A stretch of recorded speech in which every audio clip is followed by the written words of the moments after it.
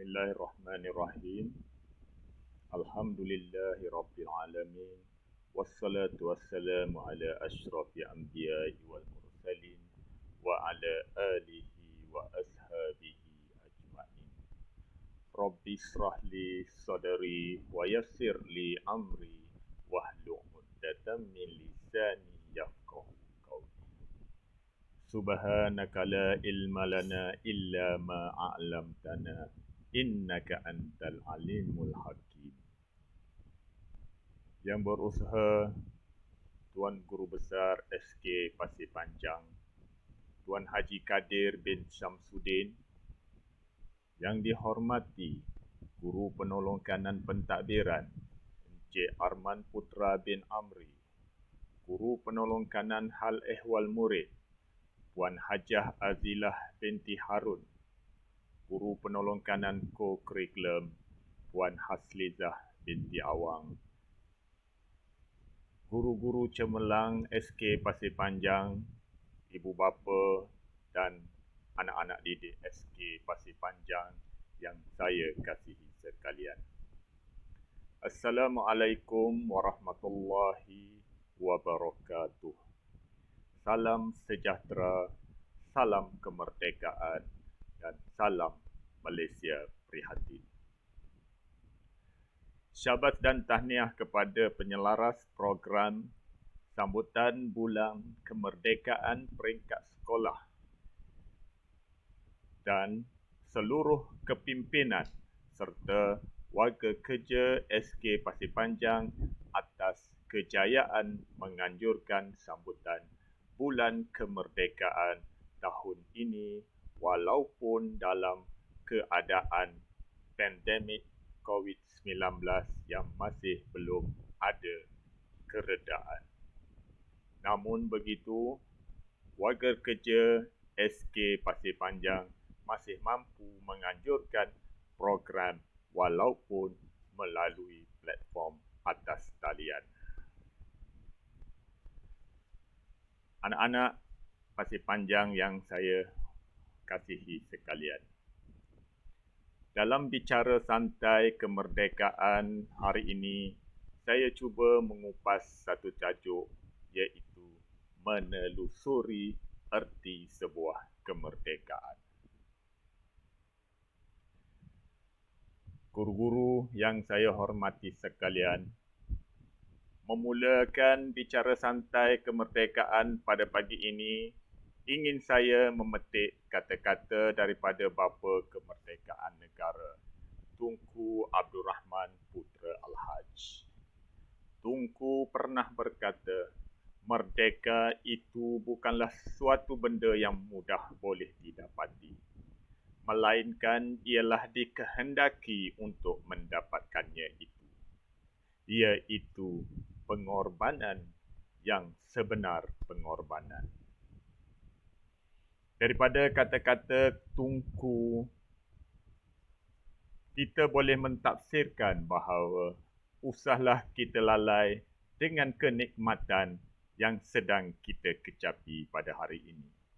Ayolah anak bangsa, kita menghayati dan menyuburkan kemerdekaan ini kerana kemerdekaan ini bukanlah sesuatu yang mudah untuk kita miliki.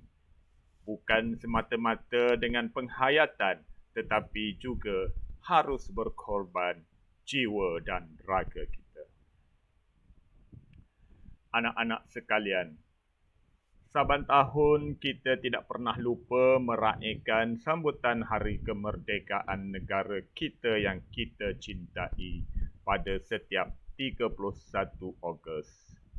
Tahun ini genaplah 64 tahun kita hidup berdikari, berdiri di atas kaki sendiri, dan kini kita sudah boleh berlari mencipta kejayaan demi kejayaan. Seterusnya bakal terbang untuk menggapai kemuncak kemajuan sebagai sebuah negara bangsa yang ulung lagi berdaulat. Kalau kita bertanya pada diri masing-masing, apakah erti kemerdekaan? Kemerdekaan itu jelasnya bermaksud bebasnya daripada sebarang cengkaman penjajah, bebasnya daripada sebarang campur tangan asing, dan kemerdekaan itu juga tidak bergantung kepada yang lain. Kemerdekaan itu juga bererti kita tidak lagi terkongkong oleh pemikiran-pemikiran luar, dan kemerdekaan itu bermakna kitalah yang membina, kitalah yang membangunkan negara tercinta ini. Ya anak-anak, sudah lama kita tidak dijajah, sudah 64 tahun kita merdeka, tetapi adakah kita pasti bahawa pemikiran kita juga tidak terjajah daripada unsur-unsur negatif dan juga unsur-unsur anti-nasional yang boleh mendatangkan kemudaratan kepada kestabilan negara. Kestabilan sesebuah negara itu terletak kepada tingginya dan mendalamnya perasaan cinta terhadap negara oleh segenap lapisan rakyatnya yang mempunyai jiwa yang merdeka. Dalam kesempatan hari ini, ingin saya memetik kata-kata daripada pejuang kemerdekaan negara, iaitu Profesor Dr. Burhanuddin Al-Helmi. Dr. Burhanuddin Al-Helmi pernah berkata, di atas robohan kota Melaka, kita dirikan jiwa merdeka, bersatu padu segenap baka untuk membela tanah pusaka. Mengambil iktibar daripada kata-kata tersebut, maka usaha untuk memajukan diri, keluarga, masyarakat, bahkan negara sekalipun memerlukan sebuah jiwa yang merdeka. Jiwa yang bebas daripada unsur-unsur negatif. Anak-anak, bagi menzahirkan jiwa merdeka ini, memerlukan sebuah keazaman dan ketekunan yang tinggi kerana tidak ada jalan pintas untuk menggapai sesuatu kejayaan. Para guru yang saya hormati sekalian, setelah 64 tahun kita merdeka, persoalan yang sering bermain di minda kita ialah sejauh manakah kita dapat menghayati ataupun kita sebagai seorang pendidik dapat memastikan anak-anak didik kita menghayati erti sebuah kemerdekaan yang sedang kita nikmati hari ini. Adakah setiap kali tibanya bulan Ogos atau setiap kali tibanya bulan September, ketika itu sahaja kita menghayatinya? Sekiranya ini benar-benar berlaku, sejujurnya saya katakan bahawa kita tidak dapat menyemai semangat patriotik dalam diri anak-anak kita jika program yang kita anjurkan bersifat sementara atau bermusim. Mahu tidak mahu kita terpaksa menerapkan nilai-nilai patriotik dalam diri anak-anak didik kita supaya mempunyai jati diri yang tinggi. Penerapan ini hendaklah berlaku sepanjang masa. Bagaimana caranya, itu terpulanglah kepada kita. Yang pastinya kita perlu menyemai ataupun menjiwai semangat perjuangan pahlawan-pahlawan kemerdekaan kita. Kalau bukan kita, siapa lagi yang akan menanam semangat jati diri dalam diri anak-anak?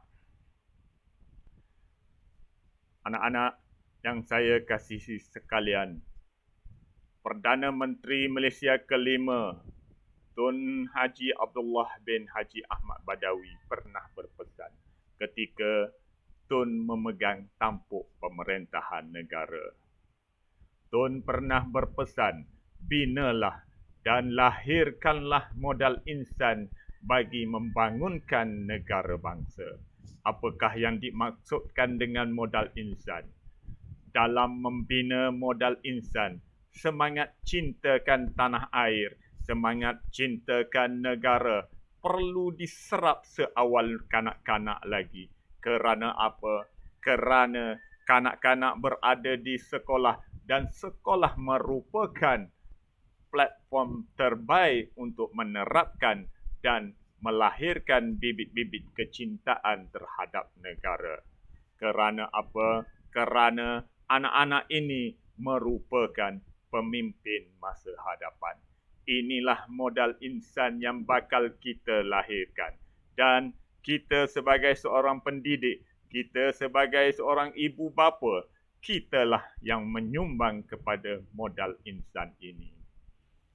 Program yang dianjurkan oleh SK Pasir Panjang ini merupakan salah satu cara untuk membangkitkan kecintaan terhadap negara. Sewajarnya kita mengenang kesengsaraan orang-orang terdahulu, kesengsaraan nenek moyang kita dalam menyediakan kemerdekaan kepada anak cucunya. Tanah ini diwarisi, negara ini diwariskan kepada anak cucunya sebagai sebuah negara yang merdeka lagi berdaulat. Anak-anak, untuk mengenang perjuangan orang-orang terdahulu, seharusnya kita menyingkap kembali segala kepayahan dan segala jerit perih nenek moyang kita ketika hidup dalam cengkaman penjajah yang penuh dengan kesiksaan. Bersatu hatilah kita semua. Jangan jadikan bumi yang kita pijak pada hari ini menjadi milik orang lain suatu hari nanti. Anak-anak, tahukah anak-anak bahawasanya negara kita pernah dijajahi dalam tempoh masa yang terlalu lama. Sedangkan kita mengecapi kemerdekaan, kita mengecapi kemanisan daripada kemerdekaan ini cumalah baru 64 tahun. Sedangkan kita terjajah selama 446 tahun. Cukup-cukuplah negara kita dijajah. Cukup-cukuplah nenek moyang kita menderita. Usahlah kita mewarisi penderitaan mereka. Bermula tahun 1511, kita mula dijajah oleh Portugis sehinggalah pada tahun 1957 kita merdeka. 446 tahun kita terjajah. 446 tahun bukan satu jangka masa yang singkat. 446 tahun, masa yang terlalu panjang, masa yang penuh dengan penderitaan, masa yang penuh cabaran apabila segala hasil bumi dan sumber alam kita dieksploitasi oleh kuasa-kuasa luar. Anak-anak dan guru-guru yang saya hormati sekalian, dalam membicarakan kemerdekaan ini, kita perlu menyorot kembali peristiwa penjajahan.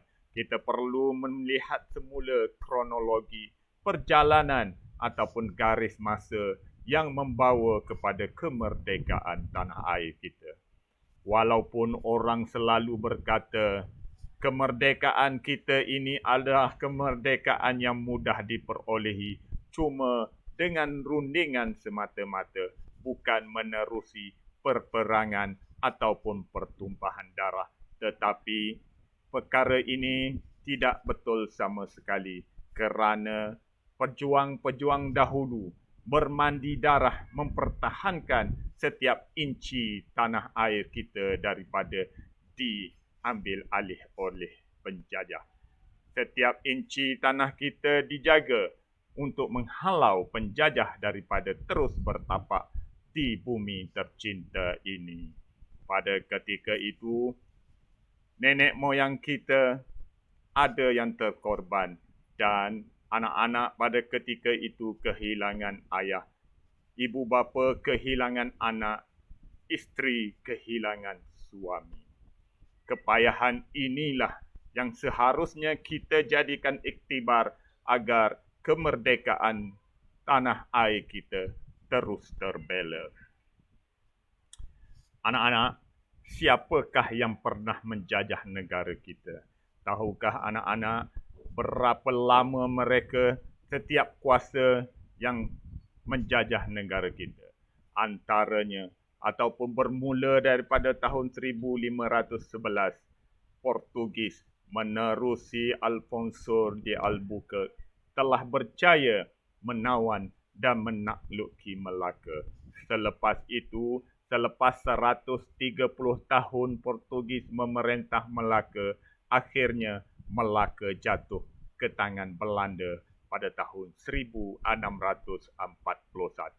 Tidak cukup dengan Portugis dan Belanda, British pula datang ke tanah air kita. Bermula daripada tahun 1786 dengan pembukaan Pulau Pinang oleh Sir Francis Light. Kemudian pada tahun 1824, termeterainya perjanjian Inggeris-Belanda yang membawa kepada pendudukan British di Melaka. Manakala pada tahun 1826, terbentuk pula tanah jajahan, iaitu negeri-negeri selat yang melibatkan Pulau Pinang, Melaka dan Singapura. Manakala 1841, negeri Sarawak juga tidak terlepas daripada cengkaman penjajah menerusi keluarga James Brooke. Pada tahun 1874, bermula lagi satu penjajahan apabila British telah mengadakan perjanjian Pangkor. Dan daripada perjanjian Pangkor inilah mulanya British campur tangan dalam pentadbiran di Tanah Melayu. Pada tahun 1881, Borneo Utara ataupun lebih dikenali dengan Sabah juga turut terpalit dengan penjajahan apabila syarikat Borneo Utara British mengambil alih Sabah. 1941, ketika Perang Dunia Kedua meletus, Jepun pula menjajah Tanah Melayu dengan penuh kekejaman. Kemudian 1945, setelah Jepun menyerah kalah, British sekali lagi muncul dan menjajah Tanah Melayu.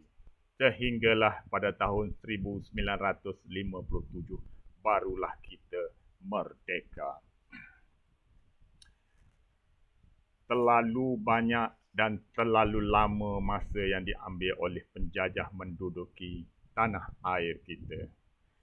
Suka saya memperincikan satu demi satu. Bermula 1511, Portugis berjaya menduduki Melaka selepas serangan pertama mereka gagal. Adakah orang-orang Melayu ataupun nenek moyang kita pada ketika itu berdiam diri, berpeluk tubuh, bersembunyi untuk melindungi diri daripada penjajah? Tidak sama sekali. Orang-orang Melayu tidak pernah tidur. Orang-orang Melayu tidak pernah berpeluk tubuh. Buktinya, pada tahun 1509, Lopez de Squera telah datang ke Melaka dengan alasan untuk berdagang. Sebenarnya mereka datang untuk mengembangkan agama Kristian dan mengkristiankan orang-orang Islam di Melaka. Dengan kesatuan yang ada dalam kalangan orang-orang Melayu, mereka bangkit menentang Portugis yang dipimpin oleh Lopez de Squera. Akhirnya Portugis kalah dan kemenangan berpihak kepada orang-orang Melayu. Ini buktinya orang-orang Melayu tak pernah diam menghalau penjajah daripada bumi tercinta ini. Namun, setelah 2 tahun kemudian, Portugis sekali lagi datang dengan Alfonso de Albuquerque dan akhirnya tanah Melayu ataupun Melaka jatuh ke tangan Portugis. Adakah orang Melayu diam ketika itu? Tidak. Orang Melayu beberapa kali menyerang semula Portugis di Melaka, tetapi apakan daya, kekuatan, senjata api berbanding dengan apa yang dimiliki oleh orang Melayu pada ketika itu tidak mampu untuk melawan Portugis. Setelah 130 tahun, maka Belanda pula menjajah Melaka pada tahun 1641. Selama 183 tahun Belanda bertapak di Melaka, akhirnya pada 1824 British pula menyerang Belanda dan mengambil tampuk pemerintahan dengan temeterainya Perjanjian Inggeris-Belanda 1824. Dalam perjanjian tersebut, negara yang berada di utara Singapura di bawah jajahan British, manakala negara di selatan Singapura merupakan jajahan Belanda, iaitu Indonesia. Pada tahun 1874, Perjanjian Pangkor telah termeterai dan inilah saatnya campur tangan dalam pentadbiran negeri-negeri Melayu dimulakan oleh British. Pada tahun 1896, negeri-negeri Melayu bersekutu yang terdiri daripada Perak, Selangor, Negeri Sembilan dan Pahang, di mana di negeri-negeri tersebut telah ditempatkan seorang residen British dan residen ini telah mengambil alih kuasa yang sebelum ini dipegang oleh raja dan pembesar-pembesar Melayu sebagai pemungut cukai. Cukai yang dipungut ini bukan untuk kepentingan raja, bukan untuk kepentingan pembesar, tetapi cukai inilah yang digunakan untuk mentadbir negeri tersebut. Cukai inilah yang digunakan untuk membayar gaji kepada kaki tangan ataupun pembesar-pembesar yang mentadbir sesebuah negeri. Tetapi setelah residen British mengambil alih, kuasa-kuasa sultan sudah dikurangkan, iaitu hanya tertumpu kepada bidang agama Islam dan adat istiadat Melayu. Perkara ini telah menimbulkan kemarahan dan membangkitkan kemarahan di kalangan sultan-sultan dan raja-raja Melayu, termasuklah pembesar-pembesar Melayu, untuk menghalau British. Daripada campur tangan inilah, maka beberapa nama bangkit menentang, antaranya seperti Dol Said di Naning, Tok Janggut di Kelantan yang akhirnya mati di Muncung Senapang. Sudahlah mati, mayatnya diseret sepanjang bandar Kota Baru dan mayatnya digantung untuk dipertontonkan, kaki di atas, kepala di bawah. Itulah kekejaman penjajah. Datuk Bahaman di Pahang, rentap di Sarawak, Datuk Maharaja Lela turut mati apabila dia berjaya membunuh J.W.W. Birch. Mak Saleh di Sabah, Antonym di Sabah dan beberapa nama tokoh lain yang memperjuangkan tanah air kita daripada penjajah. Sebenarnya, usaha untuk membebaskan tanah Melayu daripada penjajah telah lama bermula, bukannya seperti yang diwar-warkan semenjak 1946. 1946 merupakan satu proses di mana semangat nasionalisme dalam erti kata yang sebenar mula wujud. Anak-anak yang saya kasih sekalian, pada era tahun 1920 dan 1930, lahirlah satu semangat yang dipanggil semangat nasionalisme baru apabila penduduk di tanah Melayu mulai mendapat pendidikan secara formal. Pendidikan yang diterima ini sama ada di Timur Tengah ataupun di peringkat tempatan. Hasilnya muncullah golongan nasionalisme yang berpendidikan dan memperjuangkan semangat nasionalisme dengan cara mereka sendiri. Mereka menggunakan pen dan kertas untuk menyalurkan ideologi mereka. Ideologi mereka disalurkan melalui akhbar, majalah, cerpen dan Nobel bagi menyebarkan ideologi menentang penjajah. Anak-anak yang saya kasihi sekalian, guru-guru yang saya hormati sekalian, kemarahan tentera Jepun ke Tanah Melayu pada 8 Disember 1941 hingga 15 Februari 1942 hanya mengambil dalam masa 3 bulan setengah sahaja. Jepun percaya menguasai ke seluruh Tanah Melayu, Sabah, Sarawak dan juga Singapura yang menjadi pusat pentadbiran British pada ketika itu. Kehadiran Jepun ini menandakan bermulanya satu lagi era penjajahan di Tanah Melayu. Anak-anak yang saya kasihi sekalian, pendudukan Jepun di Tanah Melayu merupakan saat yang paling tragis apabila Jepun mengamalkan pemerintahan yang kejam. Mereka membunuh setiap penduduk di Tanah Melayu yang engkar kepada arahannya. Tetapi Jepun ini tidak pernah belajar mengenai kemajmukan penduduk di Tanah Melayu yang mempunyai masyarakat yang berbilang kaum. Daripada itulah Jepun mula menyeksa dan berlaku kejam kepada penduduk Tanah Melayu, terutamanya orang-orang Cina. Ini bukan bermakna orang-orang Melayu terlepas daripada kezaliman, terlepas daripada kekejaman.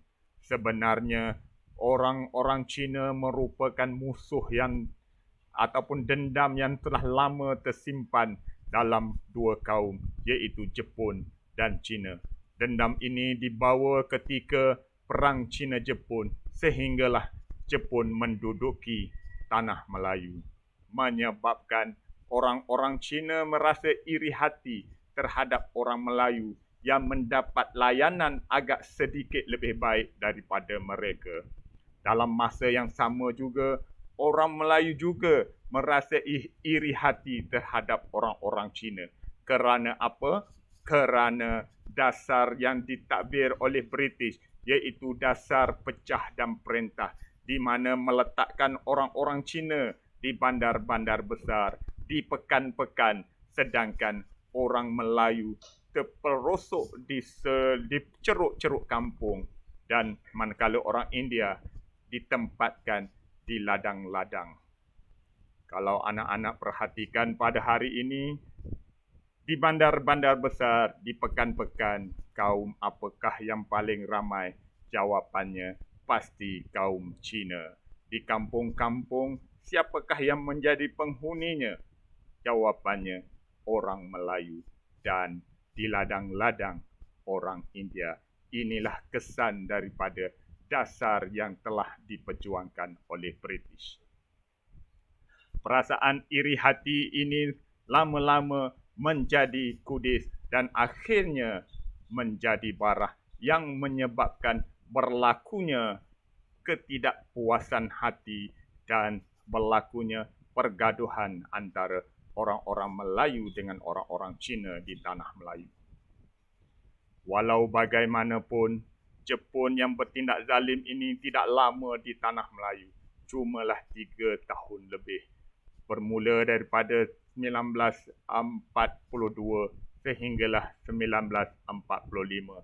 Apabila pada 6 Ogos 1945, bandaraya Hiroshima di Jepun telah dibom atom oleh Amerika Syarikat.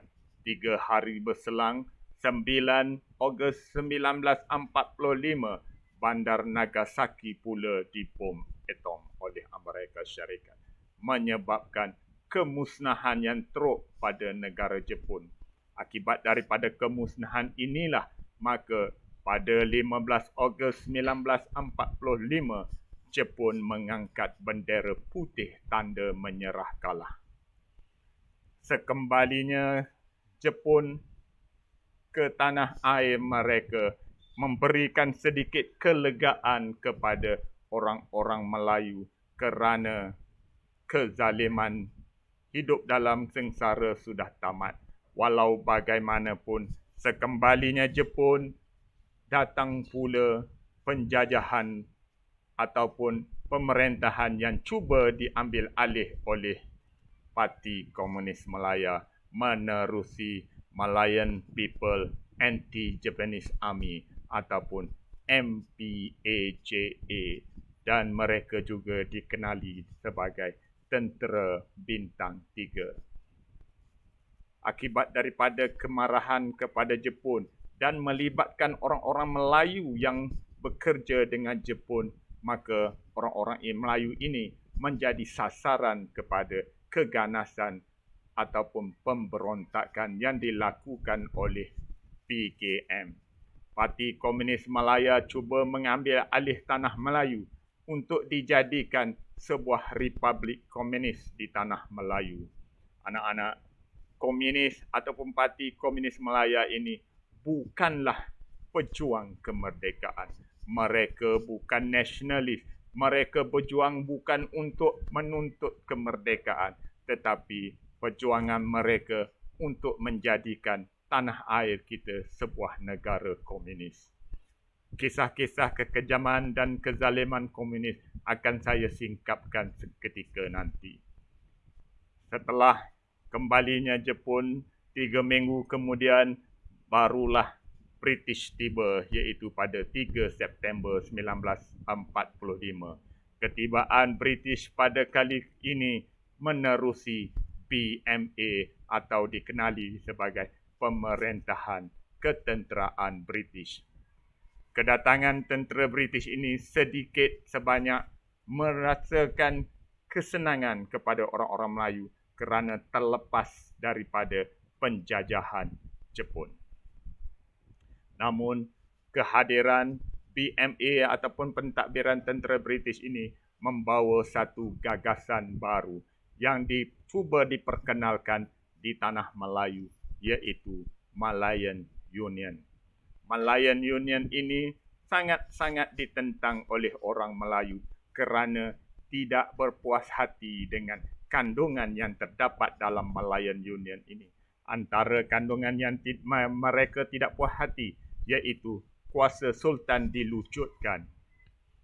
Syarat untuk menjadi warga negara juga begitu longgar, dan cara mendapatkan tanda tangan Sultan oleh wakil British iaitu Harold McMichael merupakan satu penipuan. Inilah yang menjadi tentangan kepada orang-orang Melayu, termaksudlah raja-raja Melayu. Ketika tentangan dilakukan, ketika perhimpunan orang Melayu bersatu untuk menentang Malayan Union pada tarikh 1 Mac 1946 di Padang Kelab Sultan Sulaiman, ketika Kesatuan Melayu yang disertai oleh 41 pertubuhan berkumpul untuk menentang Malayan Union. Pada ketika itu, naik ke pentas seorang kanak-kanak yang diberitakan berusia 10 tahun. Terus menyeru kepada pemimpin-pemimpin Melayu untuk menentang Malayan Union. Antara kata-kata beliau, kepada bapa-bapa kami sekalian, tajalah langkah yang baik, belalah nasib kami, pertahankanlah hak kami. Insya-Allah, waktu kami besar kelak, kami akan memperingati jasa bapa-bapa sekalian dalam sejarah bangsa Melayu yang kilang gemilang. Bayangkanlah, anak-anak berusia 10 tahun sudah berani berkata-kata, memberikan semangat, dan jelaslah kepada kita, anak-anak ketika itu mempunyai jati diri yang terlalu tinggi.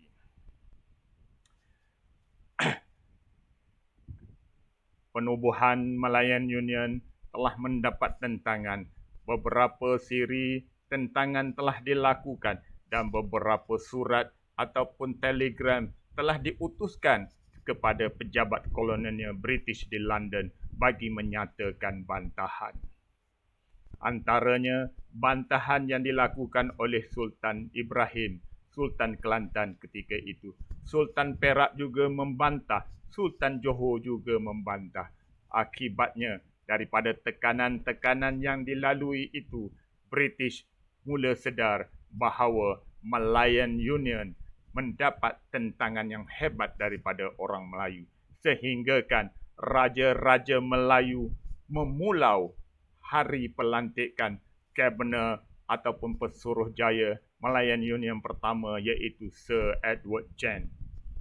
Maka pada 1 Februari 1948, Persekutuan Tanah Melayu dibentuk dan dibentuk untuk menggantikan Malayan Union. Anak-anak yang saya hormati sekalian, bukan sekadar itu sahaja, tahun 1948 merupakan tahun yang sengsara bagi orang-orang Melayu ataupun penduduk asal di negara ataupun di tanah air ini. Pada tahun 1948, darurat tercetus apabila Parti Komunis Malaya melakukan pemberontakan bersenjata, melakukan kekacauan, melakukan pelbagai anasir-anasir yang boleh mengganggu-gugat ketenteraman awam pada ketika itu. Darurat telah dilancarkan pada 18 Jun 1948 di seluruh tanah Melayu. Pengganas komunis ini saban hari melakukan gerakan-gerakan anti-nasional dan melakukan pemberontakan bersenjata, membunuh orang-orang Melayu, membunuh orang-orang Cina yang tidak ingin menyertai mereka.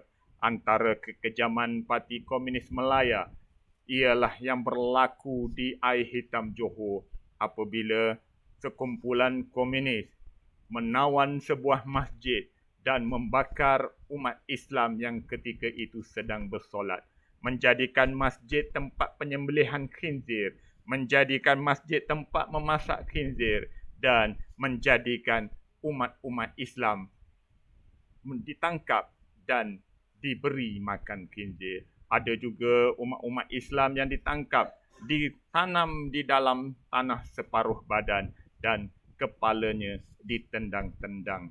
Itulah kekejaman yang perlu dihadapi oleh nenek moyang kita. Tidak cukup dengan itu saja, pembunuhan berlaku di sana sini. Akhirnya pada tahun 1955, pada 28 dan 29 Disember 1995, Tunku Abdul Rahman yang ketika itu baru memenangi pilihan raya pertama di Tanah Melayu telah mengambil keputusan untuk bertemu dan berunding dengan Parti Komunis Malaya. Perundingan ini dikenali sebagai rundingan baling. Dalam rundingan tersebut, kata sepakat gagal dicapai apabila Tunku Abdul Rahman menolak untuk tidak menerima Parti Komunis Malaya sebagai sebuah parti yang sah. Dan tuntutan yang dibuat oleh Parti Komunis Malaya itu membuatkan mereka tidak bersetuju dengan rundingan ini. Akhirnya mereka kembali ke hutan dan terus melakukan pemberontakan sehinggalah pada 31 Julai 1960 darurat ditamatkan. Anak-anak dan guru-guru yang saya hormati sekalian, selepas tahun 1945, maka lahirlah beberapa parti-parti politik yang berjuang untuk memerdekakan tanah air ini. Antara parti politik yang wujud pada ketika itu ialah Parti Kebangsaan Melayu Malaya, Parti UMNO, Parti MIC, Parti MCA dan beberapa buah parti yang lain. Anak-anak yang saya kasihi sekalian, penubuhan Persekutuan Tanah Melayu 1948 sebenarnya menyediakan rakyat Malaysia ke arah rakyat Tanah Melayu ke arah pekerajaan sendiri. British telah memberi kata-kata sekiranya ingin memerintah sendiri, maka syarat utama yang perlu dipatuhi ialah bersatu padu semua kaum dalam satu parti yang melibatkan pelbagai kaum. Maka pada tahun 1952 tertubuhlah Parti Perikatan yang dianggotai oleh UMNO, MIC dan MCA. Parti Perikatan inilah yang kemudiannya membawa idea untuk memerdekakan tanah air. Dalam satu perjumpaan Parti UMNO dengan dihadiri oleh beratus-ratus ahli ketika di Melaka. Dalam perjumpaan tersebut, Tunku Abdul Rahman memberikan ucapan sambil menangis teresak-esak, sambil mengalir air mata. Tunku Abdul Rahman menyuarakan hasratnya kepada ahli mesyuarat. Antara kata-kata Tunku Abdul Rahman pada ketika itu ialah, saya nak pergi ke London bersama Raja-Raja Melayu. UMNO tidak ada duit. Saya pun tidak ada duit. Saya nak jual istana, ayahanda murka. Ayahanda suruh saya menjadi sultan, menjadi raja. Tetapi saya tidak mahu. Saya mahu menjadi presiden UMNO. Nak bagi Malaya ini merdeka. Dengan linangan air mata yang bercucur-cucur. Dengan menangis, maka bangunlah seluruh ahli mesyuarat dengan menyedekahkan, menyumbang segala apa yang mereka pakai. Antaranya ada yang menyumbangkan gelang, ada yang menyumbangkan rantai, ada yang menyumbangkan anting-anting. Tak ketinggalan juga kaum-kaum lelaki, ada yang menyumbangkan cincin, menyumbangkan tongkat yang berharga untuk dijadikan bekalan kepada Tunku ke London bagi membincangkan tentang kemerdekaan tanah Melayu. Di sini jelaslah kepada kita bahawa semangat patriotik sangat tinggi pada penduduk tanah Melayu, terutamanya orang-orang Melayu pada ketika itu. Setelah peristiwa itu berlaku, maka Tunku bersama rombongan seramai 10 orang telah bertolak ke London bagi membincangkan mengenai kemerdekaan tanah Melayu.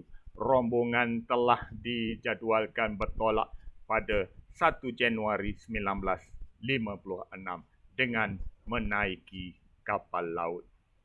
Setelah tiba di London 14 hari kemudian, Tunku menyertai satu persidangan yang dikenali sebagai Persidangan London. Persidangan ini bermula pada 18 Januari sehinggalah 8 Februari 1956. Dan akhirnya pada 8 Februari, British ataupun London telah bersetuju untuk memberikan kemerdekaan kepada tanah Melayu.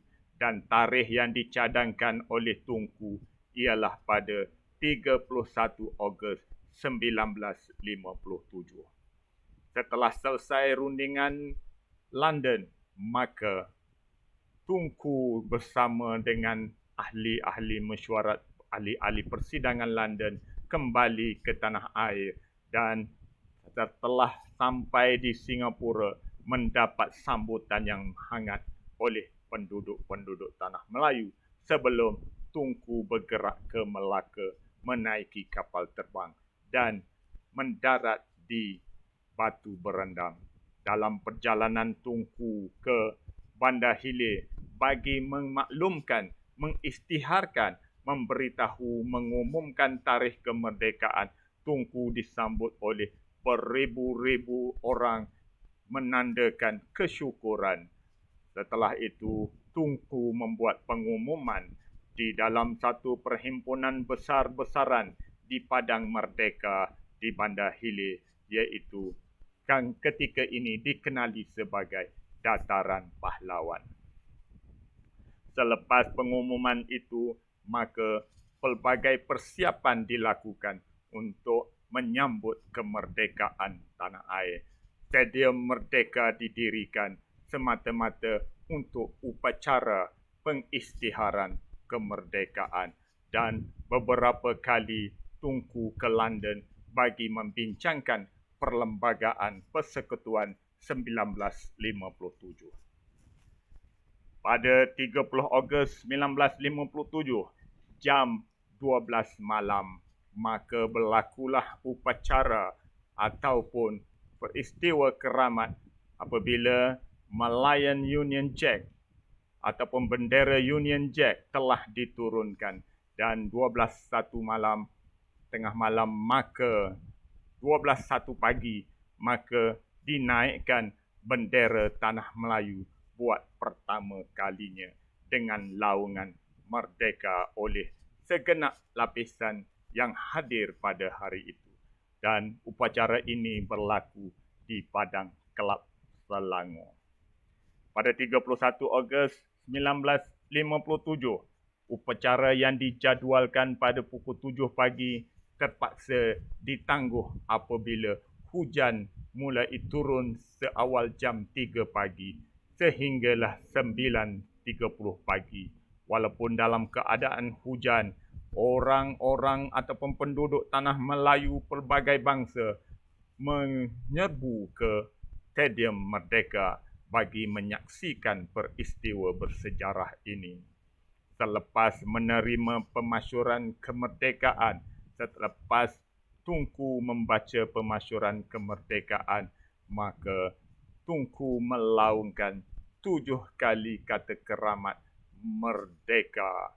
Kemudian disusuli dengan azan menandakan bahawa negara ini merupakan negara Islam, dan lagu Negaraku dimainkan buat pertama kalinya menandakan lahirnya sebuah negara baru yang berdaulat. Seterus itu, doa dibacakan dan diiringi pula dengan bedilan meriam sebanyak 101 das. Di atas runtuhan kota Melaka, kita dirikan negara baru. Anak-anak yang saya kasihi sekalian, anak-anak juga bertanggungjawab mempertahankan dan menghayati kemerdekaan ini. Janganlah kita membiarkan kemerdekaan ini terus dilanggari. Oleh itu, anak-anak semua perlu menghayati sejarah perjuangan dan pengorbanan orang-orang terdahulu. Selain itu, anak-anak perlu memastikan kesinambungan kemerdekaan negara kekal sampai bila-bila. Anak-anak juga merupakan nadi kepada pembangunan masa hadapan kerana anak-anak merupakan pelapis kepimpinan negara. Kesimpulan daripada ceramah ringkas ini dapat saya simpulkan bahawa kita seharusnya bersyukur dengan jasa, sumbangan dan pengorbanan orang-orang terdahulu. Segala peristiwa yang pernah dilalui akan menjadi kenangan dan sejarah untuk ditatapi oleh generasi akan datang. Dan kitalah generasi itu. Ingatlah, peristiwa yang kita corakkan hari ini pula akan menjadi tatapan generasi akan datang. Jangan pula corak sejarah yang kita lakarkan hari ini akan menjadi cemuhan anak cucu kita pada masa akan datang. Rumusan yang boleh saya bagi pada hari ini ialah semalam adalah kenangan dan kenangan itu adalah sejarah. Hari ini adalah kenyataan, esok adalah cabaran. Maka lakarlah sejarah gemilang anda dengan jiwa yang merdeka. Mengakhiri ceramah saya pada hari ini, saya ungkapkan kata-kata daripada Bapa Kemerdekaan Negara kita, Tunku Abdul Rahman Putra Al-Haj. Tunku berkata, kita semua adalah rakyat Malaysia yang kemerdekaan inilah yang menyatukan kita. Ingatlah bahawasanya toleransi adalah kekuatan dan kita sebagai rakyat dan bangsa. Sekian, wabillahi taufiq wal hidayah. Wassalamualaikum warahmatullahi wabarakatuh.